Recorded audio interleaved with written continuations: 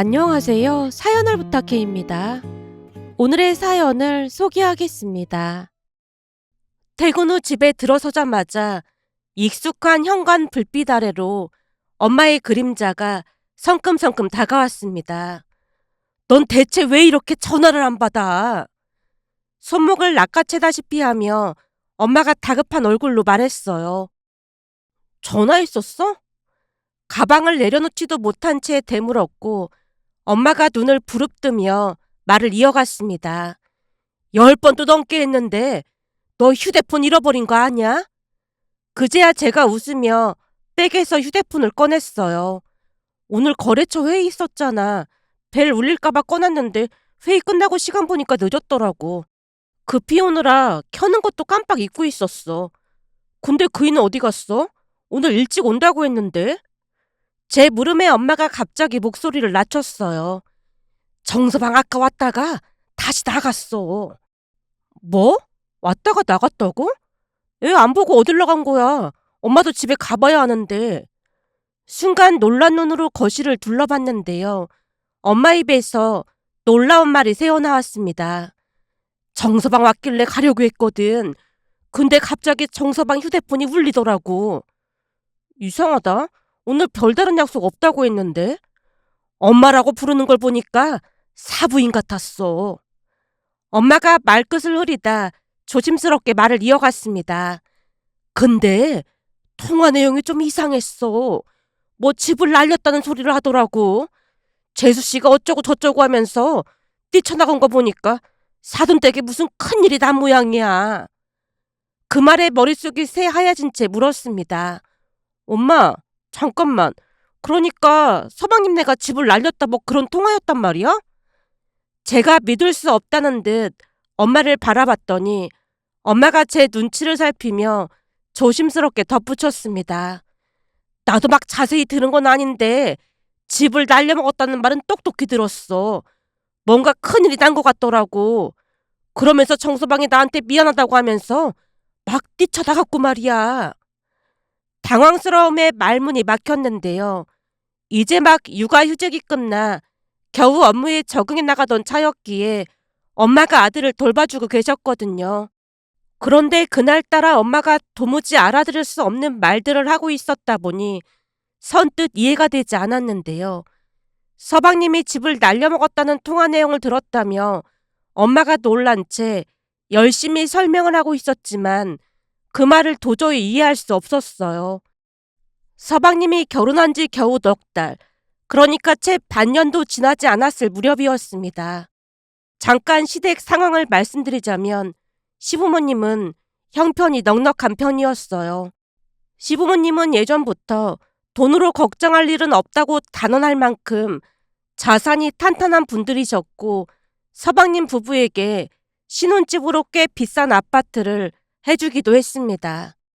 서방님은 남편과 달리 이름만 대면 아는 명문대를 나왔고 졸업 후에는 곧장 대기업에 입사해 안정된 커리어를 쌓아갔거든요. 한마디로 시부모님의 자랑이라고 해도 과언이 아니었어요. 그러던 중 약사인 동서를 만나서 결혼하게 되었는데요. 동서 역시 서방님 못지않게 화려한 학력에다 직업도 약사였습니다.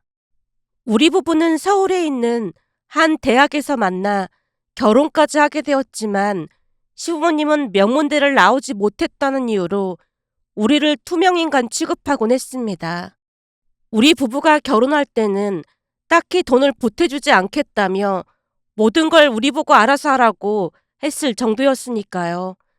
우리에게 그토록 냉정하게 행동했던 이유가 있었는데요. 시아버님 친구분 딸 중에 명문대를 나온 사람이 있었고 시부모님은 남편이 그 사람과 결혼하길 바랐습니다. 그 친구분 딸도 남편에게 끊임없이 관심을 보여왔지만 남편의 마음은 변함이 없었어요. 그러다 보니 우리가 결혼을 준비하던 그때 단호하게 선을 그었습니다. 앞으로 니들 일은 니들이 알아서 해라. 그 말 속에는 숨은 성급기와 냉담한 감정이 엿보였습니다. 그러던 중 결혼 이야기가 나오던 어느 날 남편이 갑작스레 말을 꺼냈어요. 사실은 말 못한 게 있어. 그날따라 남편의 표정은 유난히 어두웠고 손끝에는 묘한 긴장감이 감돌았습니다. 우리 부모님 돈 많다고 했잖아. 진짜 많이 부자거든? 어, 그 얘긴 예전에 한 번 했었잖아. 근데 그 얘기를 갑자기 왜 꺼내는 거야?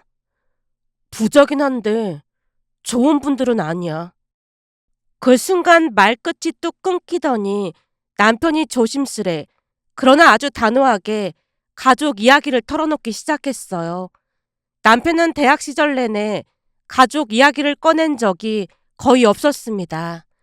무슨 말 못할 사연이 있겠지라고 막연히 생각은 했지만 그렇게 불쑥 시작될 줄은 몰랐어요. 우리 부모님이 부자가 된 건 할머니 할아버지 덕분이었어. 시골에서 농사 지으시며 사시던 두 분이 가진 땅이랑 전부 팔아서 돈을 보태주셨고 그걸로 서울에 아파트를 샀는데 그게 대박이 났대.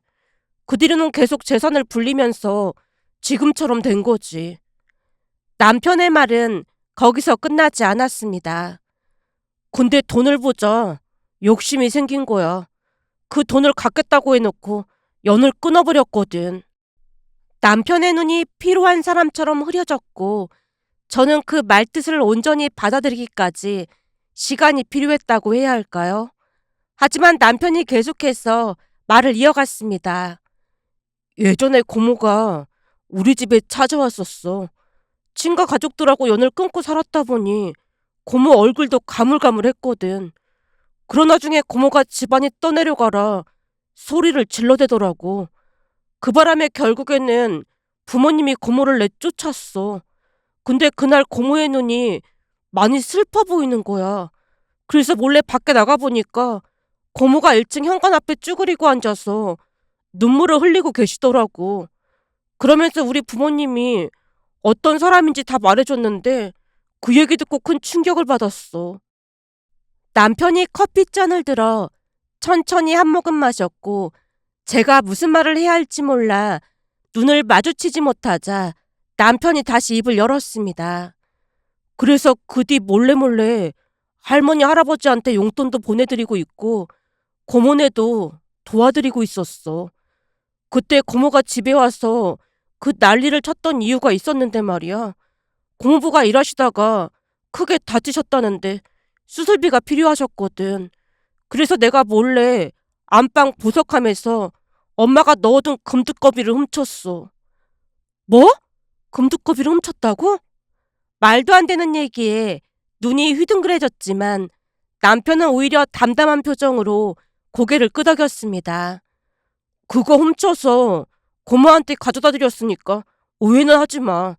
당장 고모부가 수술을 해야 하는 상황이었거든.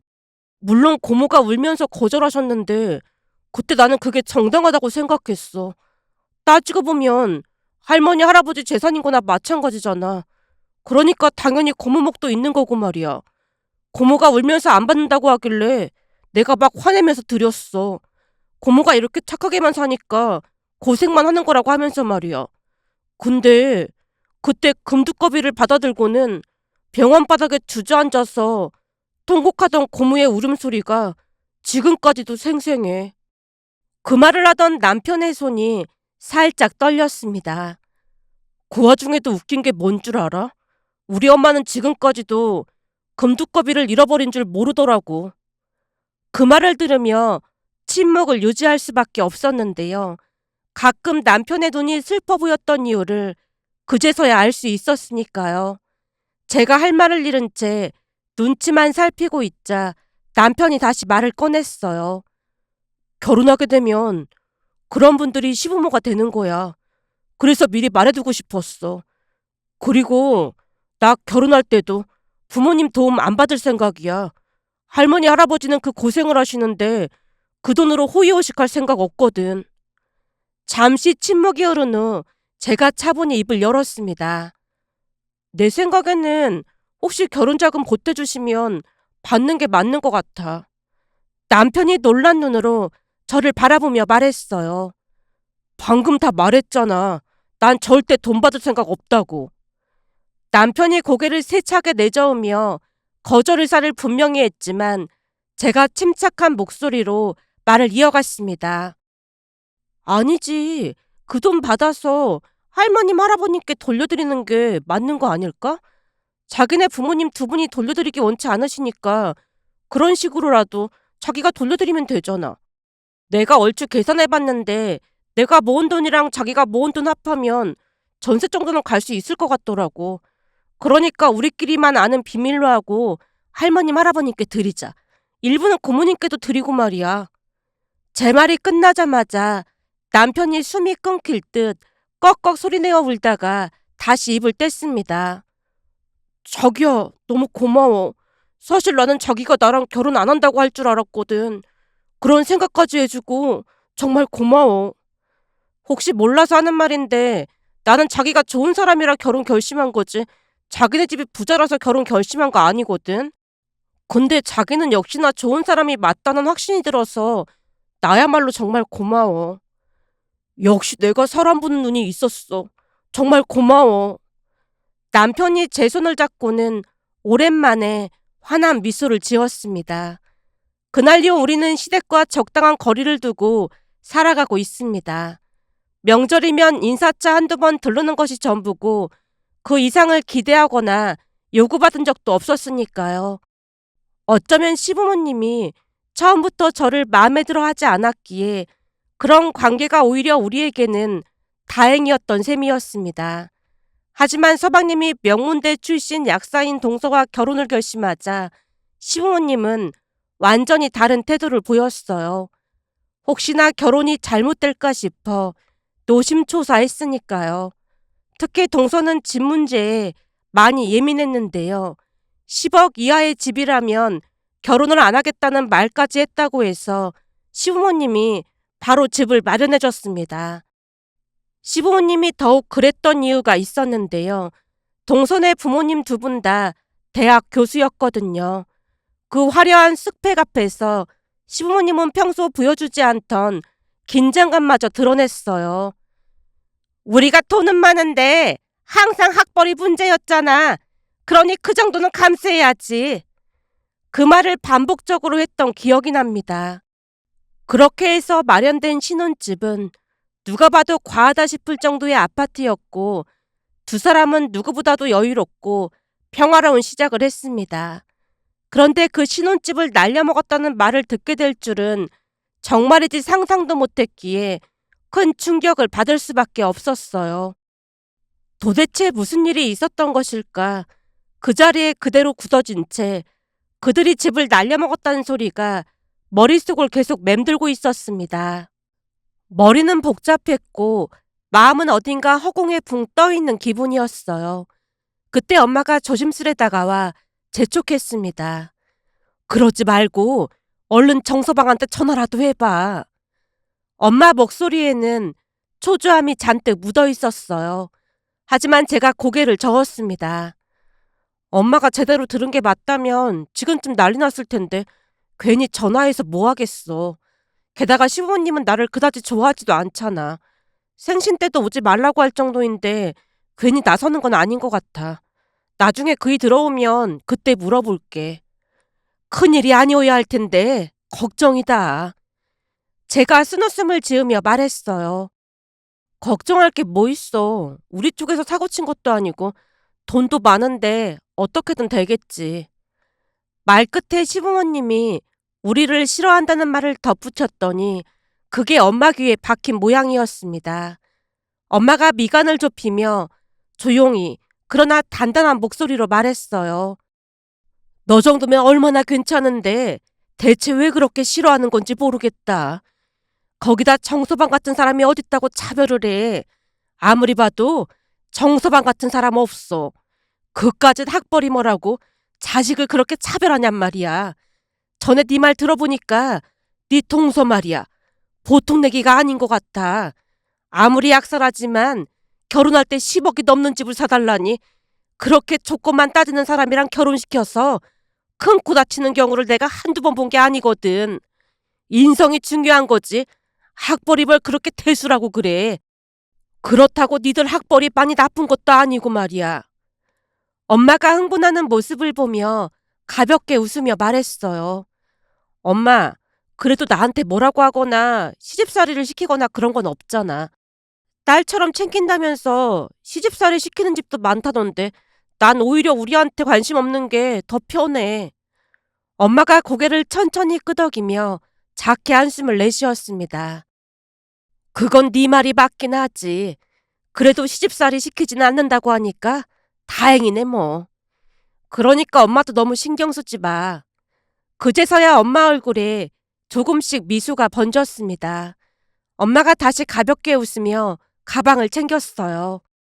내일도 일찍 와서 하준이 챙길 테니까 너는 아침밥이나 꼭 챙겨 먹어. 엄마, 항상 고마워. 엄마가 조용히 현관문을 닫고 나갔습니다. 밤이 깊어가던 무렵 현관 비밀번호 누르는 소리에 몸을 일으켰고 조용히 문을 열고 들어온 남편과 눈이 마주쳤는데요. 피곤이 가득 묻은 얼굴이었어요. 자기야, 시댁에 무슨 일 있었던 거야?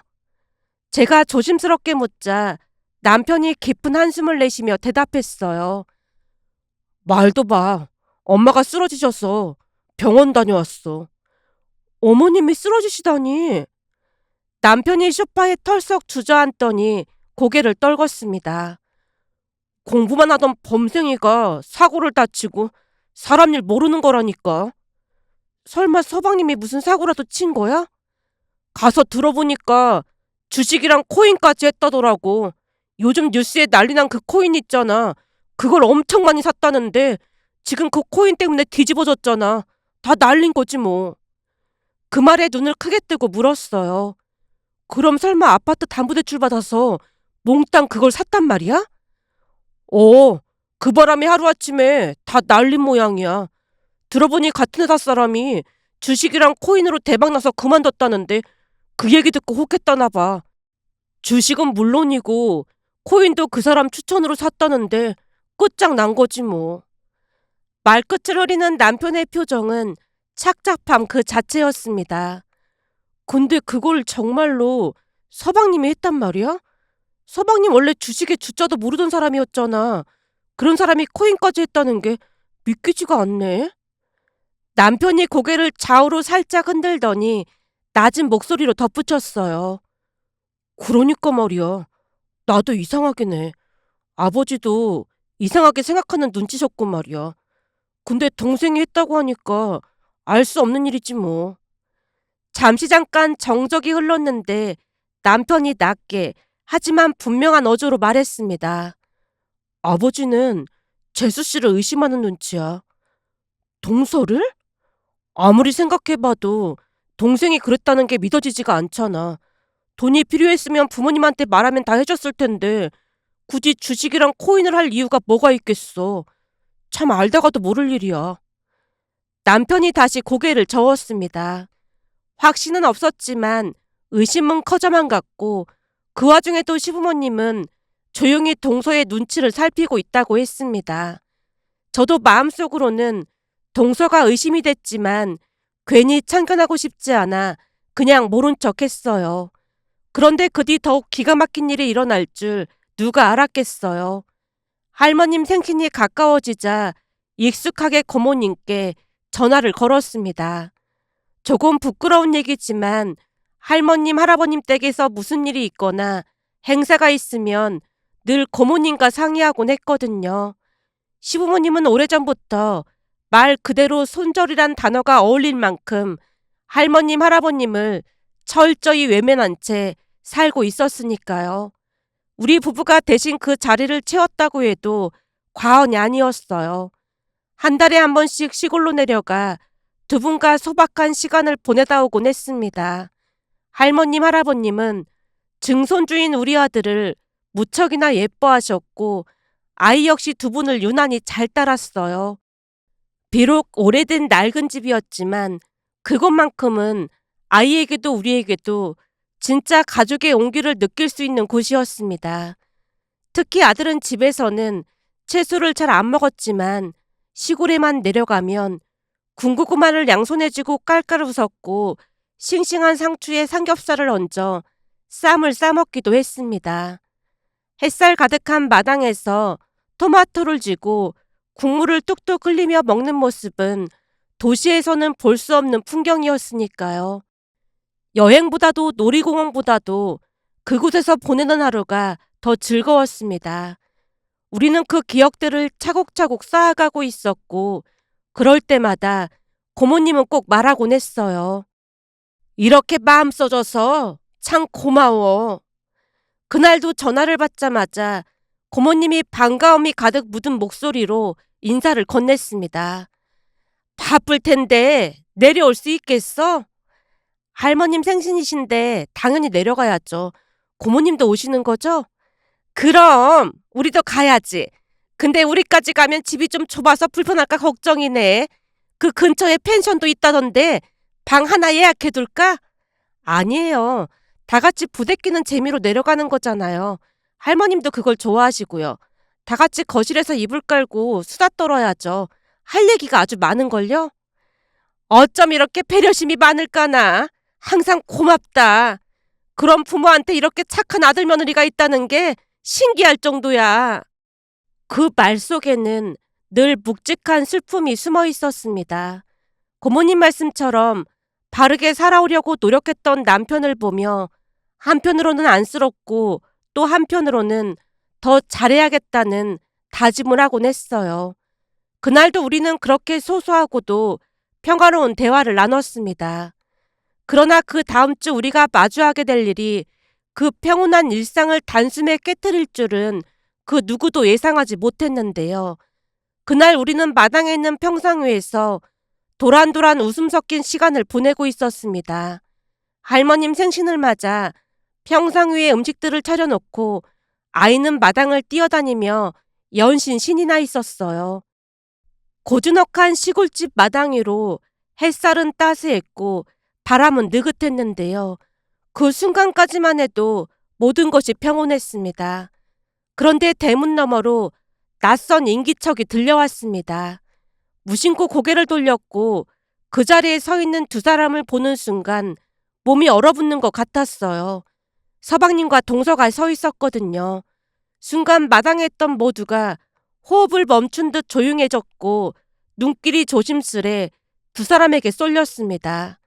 그 고요를 깨며 동서가 한 걸음 다가왔고 익숙한 웃음을 머금은 얼굴로 입을 뗐어요. 안녕하세요. 우리도 왔어요.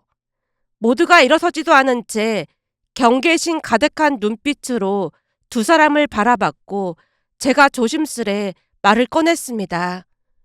여긴 어떻게 온 거야? 우리가 여기 다니는 거 시부모님이 아시는 거야? 설마 어머님 아버님도 같이 온 거야? 목소리는 차분했지만 가슴은 이미 소용돌이 치고 있었는데요. 두 사람과 시부모님은 워낙 가까웠기에 무언가 들켜버린 것 같은 기분이었습니다. 동서가 고개를 저으며 손을 내저었어요. 형님, 그런 거 아니에요. 우리 둘만 온 거고 시부모님은 저희가 여기 온 거 모르세요. 그럼 왜 온 거야? 제 표정은 여전히 굳어 있었고 그 기운을 눈치챘는지 가족들 모두 조심스럽게 눈치를 보고 있었습니다. 오늘 할머님 생신이시잖아요. 우리도 손주니까 당연히 와봐야죠. 동서가 웃으며 말했는데요. 곧이어 서방님도 조용히 고개를 숙였습니다. 동서가 팔을 걷어붙인 채 다시 말을 꺼냈어요. 음식 준비하시는 것 같은데 저희는 뭘 도우면 될까요? 아니야. 동서는 그냥 앉아있어. 그럴 수야 없죠. 다 같이 해야죠. 그렇게 말하며 동서가 팔을 걷어붙이고 어느새 고모님 옆에 앉아 재료 손질을 돕기 시작했어요. 손놀림이 익숙하진 않았지만 동서는 묵묵히 일손을 보탰습니다. 그 모습이 어쩐지 낯설었는데요. 늘 시어머님과 붙어 다니던 동서가 조용히 땀을 흘리는 모습을 보며 무슨 꿍꿍이인가 싶은 의심이 머릿속을 스쳐 지나가는 걸 부정할 수 없었으니까요.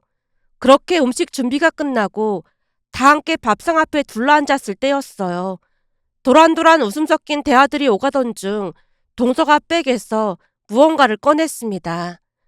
이건 할머님, 할아버님 돈이에요. 그 말을 들은 할머님의 눈이 휘둥그레졌고 통장을 받아든 채 고개를 갸웃거리셨습니다. 이게 뭐니? 전에 어머님 아버님이 가져갔던 돈 저희가 대신 돌려드리는 거예요. 그 순간 마당 위의 시간이 뚝 멈춘 듯 했습니다. 그걸 왜 니들이 갚아? 할머님의 목소리는 떨렸고 고모님도 말없이 눈을 굴리며 눈치를 봤는데요. 동서가 조용히 말을 이어갔습니다. 우리 부모님이 그러셨어요. 사람이 죄를 지으면 결국 그 대가를 자식이든 손주든 누군가는 치러야 한다고요. 절대 죄를 짓고 살면 안 된다고 하셨거든요. 처음에는 이 사람이 시댁 상황을 말했을 때 결혼을 망설이기도 했지만 형님과 아주버님이 시부모님한테 결혼자금으로 받은 돈을 할머님, 할아버님께 드렸다는 말을 듣고 생각이 바뀌었어요. 형님과 아주버님 얘기 듣고 우리 부모님이 참 좋은 사람들이라고 했거든요. 그러니까 걱정하지 말고 결혼하라고 했어요. 만약 그 얘기 안 들었다면 결혼 안 했을 겁니다. 그래서 저희도 아파트를 받긴 했지만 팔아서 돌려드리는 거예요. 그게 도리라고 생각하니까요. 서방님도 조용히 고개를 끄덕였고 동서가 다시 말했어요. 이 돈으로 집을 새로 지어드리고 싶어요. 명의는 고모님 명의로 하면 어떨까요?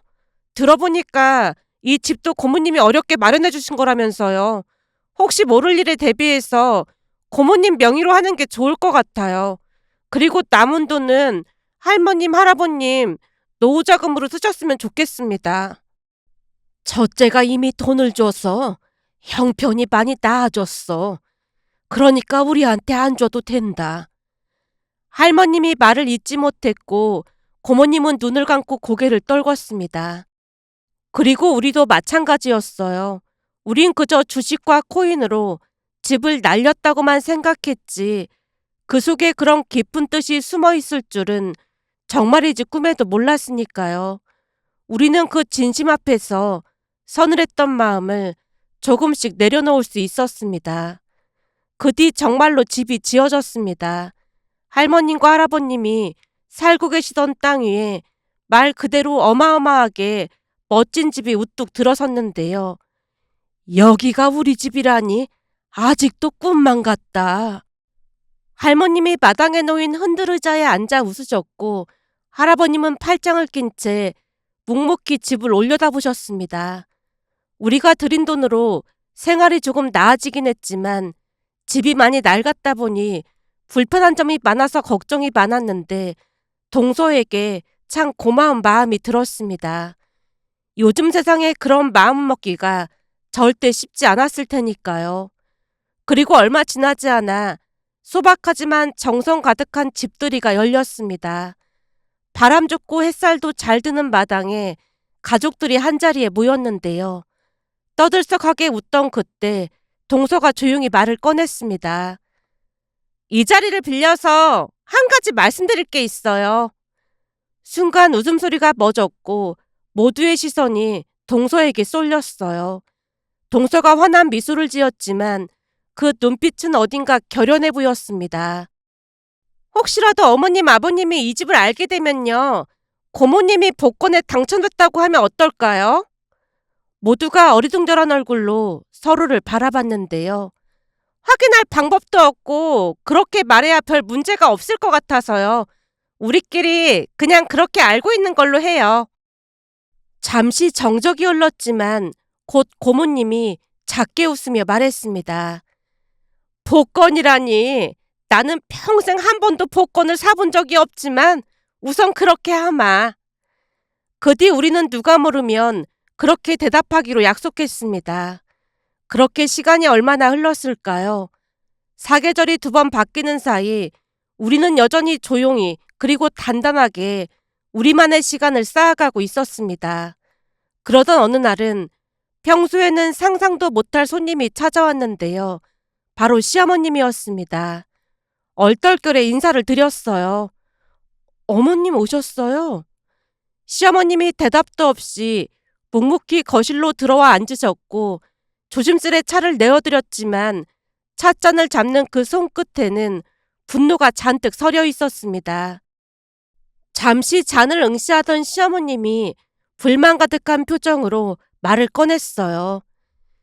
우리가 지들한테 아파트도 하나 해줬는데 감히 우리랑 연을 끊어? 제가 멈칫한 채 눈을 깜빡였습니다. 네? 연을 끊다니요. 둘째네 말이야. 네 동서가 보통 영악한 애가 아니었어. 글쎄 우리랑 연을 끊고 살겠다지 뭐니. 그 말에 입술을 다물고 그저 조용히 시어머님의 얼굴을 바라봤는데요. 잠시 침묵이 흘렀고 그 뒤로 쏟아진 말들은 가히 폭풍과도 같았습니다. 둘째 걔가 나한테 뭐라고 했는지 아니? 우리도 시부모랑 연 끊고 살고 있으니까 지들도 우리랑 연을 끊고 살겠다는 거야. 배운 게 그거밖에 없는데 당연한 거 아니냐고 대들지 뭐니. 그래서 우리가 니들한테 돈 준 게 얼만데 이렇게 나오냐고 버럭했더니 어머님도 할머님 할아버님 돈 떼먹으셨잖아요 그러더라니까. 그러면서 지들도 우리한테 배운 대로 하는 거니까 연락하지 말라는 말만 하고는 전화를 끊어버리지 뭐니. 시어머님의 눈썹이 파르르 떨리고 있었고 목소리는 점점 높아졌습니다. 그 부모의 그 자식이란 말이 괜히 있냐고 하면서 막 큰 소리까지 치더라니까. 학벌 좋고 집안 좋다고 좀 띄워줬더니 세상 무서운 줄 모르고 날뛰네 그래. 그러면서 우리한테 니들 할머니 할아버지한테 용서를 빌기 전에는 절대 얼굴 볼 일 없다고 하지 뭐야. 이런 싸가지 없는 것들이 어딨어 그래. 그렇게 시어머님은 열변을 토하다 돌아갔는데요. 시어머님의 뒷모습을 보며 인과응보라는 말이 떠올랐습니다. 그 일이 있고 나서도 우리는 여전히 시댁과 거리를 유지한 채 지냈어요. 사실 원래부터도 자주 드나드는 편은 아니었으니 크게 달라진 것도 없었습니다. 하지만 그 이후 동서와 서방님도 발길을 끊었다고 했기에 시부모님이 정말 당황했던 것 같았어요. 그러던 어느 날은 고모님에게서 전화가 걸려왔습니다. 예, 너 놀라지 말고 들어. 목소리는 어딘가 웃음을 감추려 애쓰는 느낌이었어요. 올케 언니랑 오빠가 본가에 내려와서 무릎 꿇고 용서를 빌었다지 뭐니. 네? 어머님 아버님이요? 믿기지 않는다는 듯 되물었더니 고모님이 다소 들뜬 목소리로 말을 이어갔습니다. 그래, 자식들이 전부 등 돌리고 살다 보니 그제서야 정신이 번쩍 든 모양이야. 내려와서는 울면서 잘못했다고 무릎 꿇고 빌었다지 뭐야. 그래서 용서하신 거예요? 그게 용서가 되겠니? 그냥 올라가라고 호통만 치시고는 내쫓았다고 하시더라고. 올케 언니가 나한테도 전화해서 미안하다고 사과까지 하더라니까. 그러면서 하는 소리가 복권 당첨된 거 축하한다는 말까지 해서 속으로 얼마나 웃었는지 모른다. 그러게 인과응보라는 말이 괜히 있는 게 아니야. 착하게 살았으면 이런 일이 있었겠어? 고모님의 말을 들으며 저도 모르게 고개가 끄덕여졌습니다. 정말로 모든 일에는 인과응보가 따르는구나 싶었으니까요. 또한 그런 환경 속에서도 바르게 자라준 남편과 시동생이 참 고맙고 기특하게 느껴졌고 묵묵히 옳은 선택을 해준 동서에게도 진심으로 고맙다는 말을 전하고 싶어 이렇게 글 남겨봅니다. 오늘의 사연은 여기까지였습니다. 즐겁게 보셨다면 구독, 좋아요 부탁드립니다. 고맙습니다.